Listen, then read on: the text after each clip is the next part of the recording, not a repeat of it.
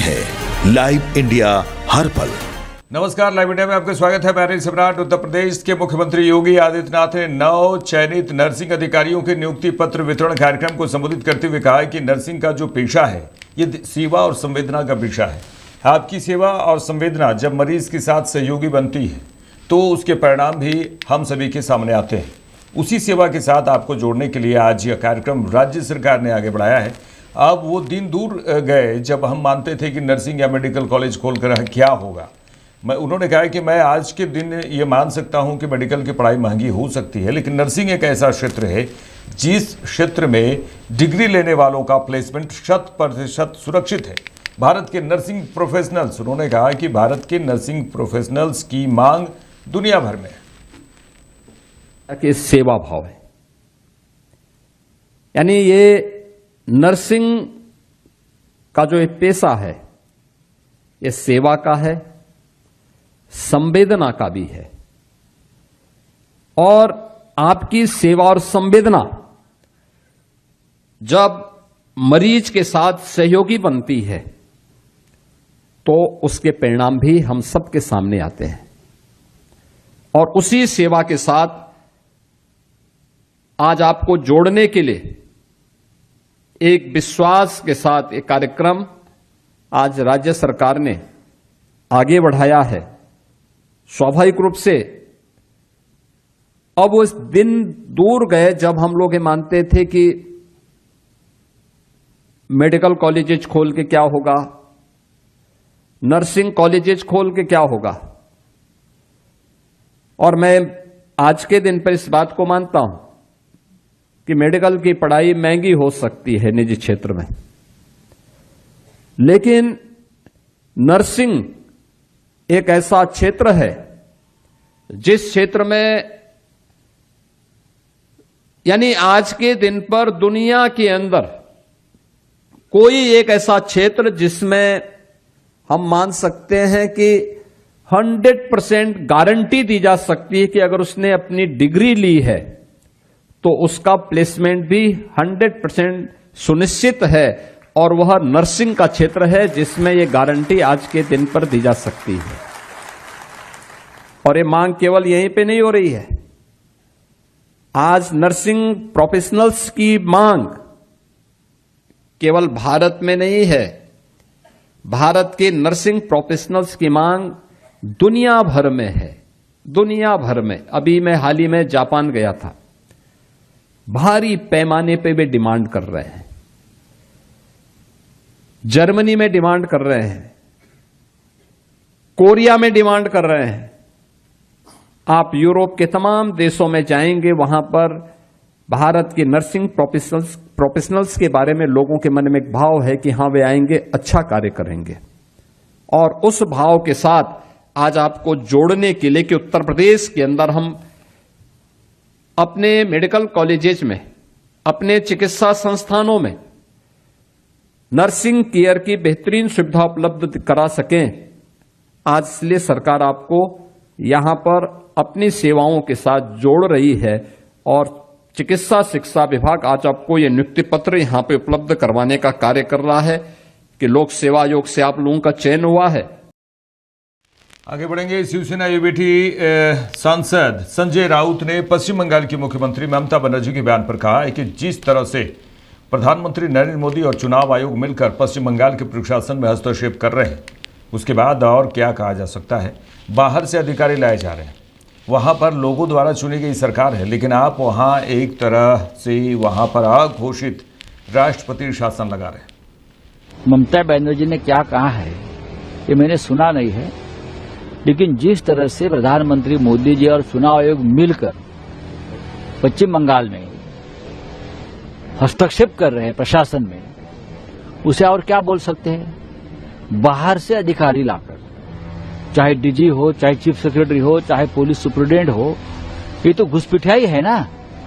एक सरकार है, वहां लोगों ने चुनी हुई सरकार है, आप वहां एक तरह से इमरजेंसी इंपोज कर रहे हो, राष्ट्रपति शासन लगा रहे हो, डायरेक्ट इनडायरेक्ट। तो ममता जी का गुस्सा है और ममता जी का गुस्सा पूरे देश को मालूम है। बीजेपी कह रही है कि टीएमसी 100 के नीचे आ जाएगी और बीजेपी सरकार बनाने जा रही है।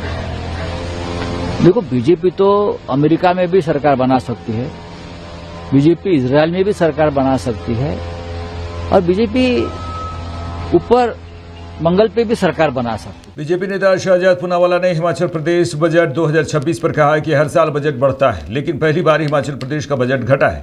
जब से कांग्रेस सत्ता में आई है तब से वे हिमाचल में आर्थिक बर्बादी और महंगाई लाई है। कांग्रेस की खटाखट योजनाओं का ही नतीजा है कि आज 1,40,000 करोड़ का कर्जा हिमाचल प्रदेश पर हो चुका है। कांग्रेस पार्टी जहां पर भी जाती है वहां पर विकट स्थिति पैदा करती है। कांग्रेस पार्टी एक आर्थिक अभिशाप है किसी भी प्रदेश के लिए, इसलिए कांग्रेस को दूर रखना चाहिए। ये है हिमाचल प्रदेश में कांग्रेस का खटाखट मॉडल। हर साल बजट बढ़ता है, हिमाचल प्रदेश में पहली बार बजट घटा है लगभग 3,600 करोड़ से, और सैलरी को 50% से कट किया है कुछ ऑफिसर्स की। जब से कांग्रेस सत्ता में आई तब से हिमाचल में आर्थिक बर्बादी लाई, महंगाई लाई। हमने देखा है कि कैसे सैलरी पेंशन बंद कर दी गई थी 6 महीने के लिए, टॉयलेट पे टैक्स लगाए गए, डीजल के दाम बढ़ाए गए। ये 1,500 रुपए महिलाओं को देने वाले थे और ये 300 यूनिट बिजली फ्री देने वाले थे, इन्होंने तो बस फेयर भी बढ़ा दिए। हिमाचल की होटल बेचने की बारी आ गई थी। तो कांग्रेस की एक खटाखट स्कीम्स का ही नतीजा है कि आज 1,40,000 करोड़ का डेट हो चुका है हिमाचल पे। स्थिति फाइनेंशियल इमरजेंसी की ओर चली गई है और बहुत ही विकट स्थिति जहां पर भी कांग्रेस जाती है वहां पे पैदा करती है। ये कर्नाटका के लिए भी ऐसे ही है, तेलंगाना में भी 5.25 लाख करोड़ का डेट कर दिया है। तो कांग्रेस पार्टी एक आर्थिक अभिशाप है किसी भी प्रदेश में, इसलिए कांग्रेस को दूर रखना चाहिए। जेडीयू के राष्ट्रीय कार्यकारी अध्यक्ष संजय कुमार झा ने कहा है कि नीतीश कुमार के द्वारा ही 22 मार्च के दिन बिहार दिवस मनाने की परंपरा शुरू की गई थी। 1912 में बिहार बंगाल से अलग हुआ था और बिहार दिवस आज केवल बिहार ही नहीं बल्कि दुनिया भर में रहने वाले बिहार के लोग मनाते हैं। उन्होंने कहा कि हम हमेशा दोहराते हैं कि बिहार का अपना बहुत बड़ा इतिहास रहा है। इतना बड़ा इतिहास, इतना बड़ा ज्ञान का केंद्र बिहार रहा, लेकिन नीतीश कुमार के आने से पहले कहीं ना कहीं लोगों को बिहारी कहलाना अपशब्द लगने लगा था। नीतीश कुमार ने अपने काम की बदौलत इस सोच को बदला है। बिहार सरकार जिस तरह से काम कर रही है, बिहार पूरे देश और दुनिया में अपना परचम लहरा रहा है और लहराएगा। उन्होंने कहा कि मैं अपनी ओर से बिहार दिवस की शुभकामनाएं देता हूँ।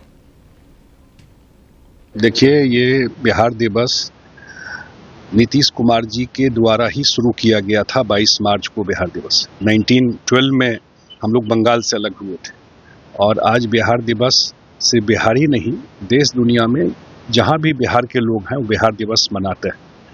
और हम लोग हमेशा बोलते हैं कि बिहार का इतना बड़ा लेगेसी, इतना बड़ा इतिहास रहा है जो देश ही नहीं, यहाँ से लेकर अफगानिस्तान तक पाटलिपुत्रा का राज चलता था। नालंदा यूनिवर्सिटी शायद दुनिया का 2-4 जो यूनिवर्सिटी शुरू हुआ उसमें नालंदा यूनिवर्सिटी सबसे पहले था। रेजिडेंशियल यूनिवर्सिटी था नालंदा यूनिवर्सिटी, वहाँ दुनिया भर के लोग आके पढ़ते थे। तो इतना बड़ा इतिहास, इतना बड़ा ज्ञान का केंद्र पाटलिपुत्रा का जो फैलाव था पूरा देश और दुनिया में था। लेकिन नीतीश कुमार जी से पहले कहीं न कहीं बिहार के बारे में लोगों की सोच बदल गई थी। बिहारी बोलने में शर्म लगता था। नीतीश कुमार जी जब से आए, 20 साल का इतिहास है, नीतीश कुमार जी ने पूरा परसेप्शन बदल दिया अपने काम के बदौलत, अपने मेहनत के बदौलत। और आज जो बिहार के लोग, जो खास करके बिहार से बाहर देश में रहते हैं और देश से बाहर दुनिया में रहते हैं, वो ज़्यादा इस बात को समझ सकता है कि नीतीश जी ने किस तरह से पूरा परसेप्शन इस स्टेट को लेकर के, बिहार को लेकर के बदला है। आज 20 साल में जो मुख्यमंत्री जी ने काम किया वो अब टेक ऑफ स्टेज पे, इंफ्रास्ट्रक्चर पूरा रेडी कर दिया। और मुझे लगता है कि अगले 5 साल में ये सरकार खास करके इन्वेस्टमेंट में, इंडस्ट्री में आपको बड़ा काम दिखाई पड़ेगा बिहार में। और बिहार में सरकार के अलावा बहुत बड़ा रोजगार का काम आपको उस इंडस्ट्री में दिखाई पड़ेगा। एक बड़ा चीज़ जो अंत में मुझे लगता है कि स्किलिंग का बहुत स्कोप है बिहार में, क्योंकि ह्यूमन रिसोर्स बिहार का सबसे बड़ा एसेट। तो मुझे लगता है कि आज के डेट में दुनिया में इतना डिमांड है और बिहार सरकार जिस तरह से काम कर रही है, तो बिहार अपना परचम फिर से पूरा देश और दुनिया में लहरा रहा है, लहराएगा। मैं बिहार दिवस के इस शुभ अवसर पर जो भी बिहारवासी बिहार में है और देश दुनिया में है, अपनी तरफ से शुभकामना देता हूँ। चैत्र माह में मनाए जाने वाली 4 दिवसीय चैत्र छठ पर्व के प्रथम दिन श्रद्धालु नहाय खाए की रस्म निभाने के लिए घाटों पर पहुंचे। देखिए, लोक आस्था के महापर्व छठ पूजा की शुरुआत नहाय खाय से हो गई है। 4 दिवसीय महापर्व में व्रती अपनी संतान की लंबी आयु के लिए भगवान सूर्य नारायण की आराधना करते हैं और श्रद्धालु विशेष तौर पर सूर्य देव को अर्घ्य देकर अपनी मनोकामनाओं को पूर्ति के लिए ये व्रत करते हैं। चैत्र छठ पूजा में भी छठी मैया और सूर्य देव की पूजा का विधान है। छठ व्रत बहुत कठिन माना जाता है क्योंकि इससे कठोर नियमों के अनुसार 36 घंटे तक उपवास रखा जाता है और छठ मैया की भक्ति में समर्पण, पवित्रता, अनुशासन का विशेष महत्व है। पटना समेत बिहार के सभी जिलों में छठ को लेकर सारी तैयारियां पहले से ही पूरी कर दी गई है और झारखंड में भी इस पर्व को मनाने के लिए महिलाएं नहाय खाए की सारी तैयारियां की हैं। इस बार चैत्र छठ पर्व की शुरुआत आपको बता दें कि 22 मार्च यानी आज रविवार को नहाय खाए के साथ हुई।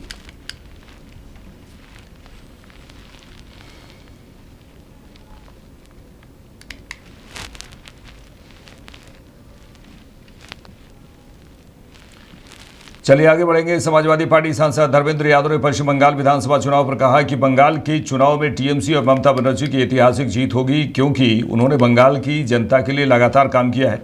उन्होंने कहा कि मैं समझता हूं कि ममता बनर्जी बंगाल के सम्मान की प्रतीक है। बीजेपी बहुत सारे हथकंडे अपना रही है वहां पर, लेकिन इन चीज़ों का असर नहीं पड़ने वाला है और पिछली बार से भी ज़्यादा बड़े बहुमत के साथ ममता बनर्जी जीत कर आएगी। बंगाल के चुनाव में ऐतिहासिक जीत होगी टीएमसी की, आदरणीय दीदी जी की, और इसलिए होगी वो लगातार उन्होंने काम किया बंगाल की जनता के लिए। और आदरणीय ममता दीदी, मैं समझता हूँ बंगाल के स्वाभिमान की प्रतीक हैं। और भारतीय जनता पार्टी के लोग हथकंडे बहुत अपना रहे हैं, डीजीपी हटाए, होम सेक्रेटरी हटाए और जाने क्या क्या भी होगा चुनाव तक। लेकिन कुछ भी हो, और इससे भी ज़्यादा पहले हुआ था, लेकिन इन चीज़ों का असर पड़ने वाला नहीं है। पिछली बार से भी बड़े बहुमत के साथ ममता दीदी जीत के आएंगी। बंगाल के चुनाव में ऐतिहासिक जीत होगी टीएमसी की, आदरणीय दीदी जी की, और इसलिए होगी वो लगातार उन्होंने काम किया बंगाल की जनता के लिए। और आदरणीय ममता दीदी, मैं समझता हूँ बंगाल के स्वाभिमान की प्रतीक हैं। और भारतीय जनता पार्टी के लोग हथकंडे बहुत अपना रहे हैं, डीजीपी हटाए, होम सेक्रेटरी हटाए और जाने क्या क्या भी होगा चुनाव तक। लेकिन कुछ भी हो, और इससे भी ज़्यादा पहले हुआ था, लेकिन इन चीज़ों का असर पड़ने वाला नहीं है। पिछली बार से भी बड़े बहुमत के साथ ममता दीदी जीत के आएंगी।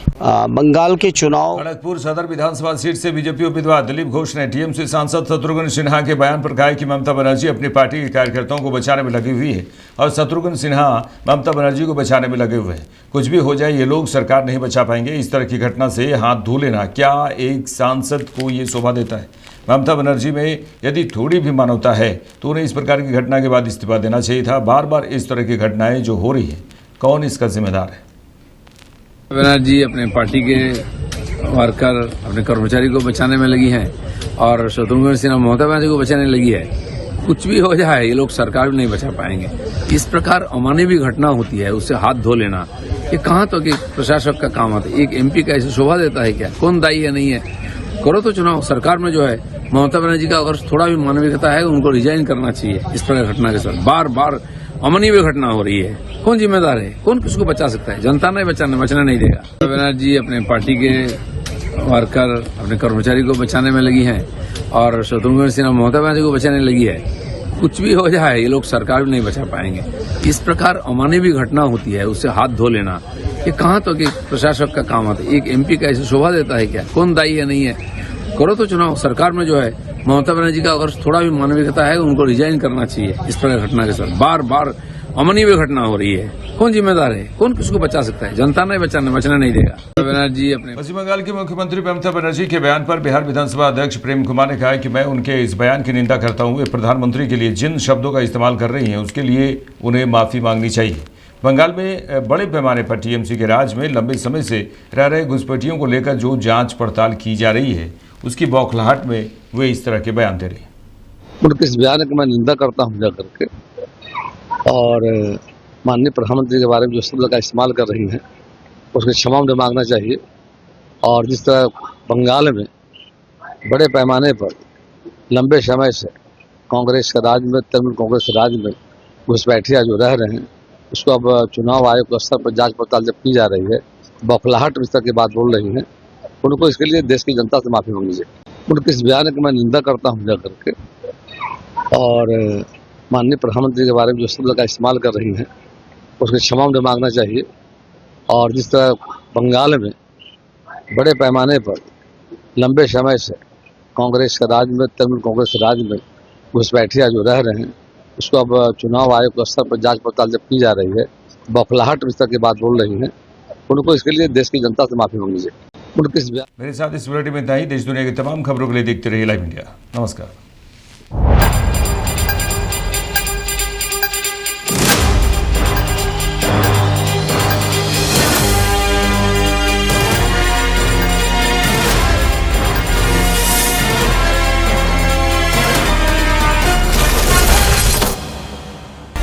आप देख रहे हैं लाइव इंडिया हर पल।